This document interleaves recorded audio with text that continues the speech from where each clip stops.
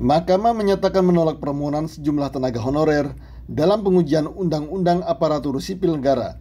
Demikian putusan Mahkamah Konstitusi dalam sidang pengucapan putusan yang dipimpin Ketua MK Anwar Usman. Menurut Mahkamah, dalam beberapa putusan sebelumnya telah mengadili dan memutus konstitusionalitas ketentuan tersebut yang juga dimohonkan oleh para pemohon. Lebih lanjut, dalam pertimbangan hukum yang dibacakan Hakim Konstitusi Wahidudin Adams, Mahkamah mengatakan bahwa dalam mempertimbangkan permohonan ini tidak dapat dilepaskan dengan pertimbangan dan putusan mahkamah sebelumnya.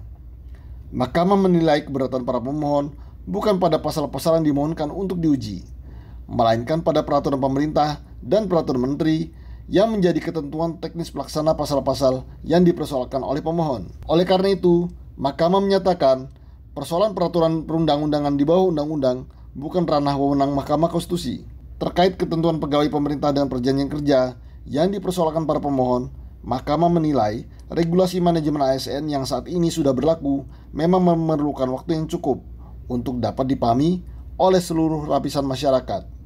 Menurut Mahkamah, batas waktu 5 tahun sebagaimana diatur dalam peraturan pelaksana Undang-Undang ASN bagi para tenaga honorer adalah batas waktu untuk menentukan pilihan tanpa menghilangkan hak para tenaga honorer yang saat ini masih ada.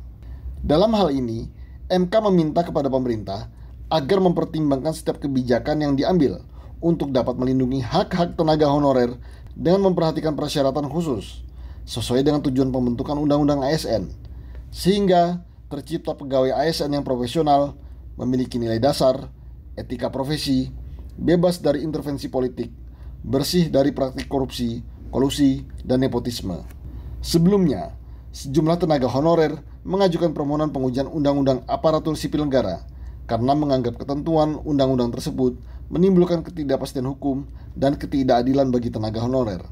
Ilham Muhammad, Hendy Prasetya, MKTV melaporkan.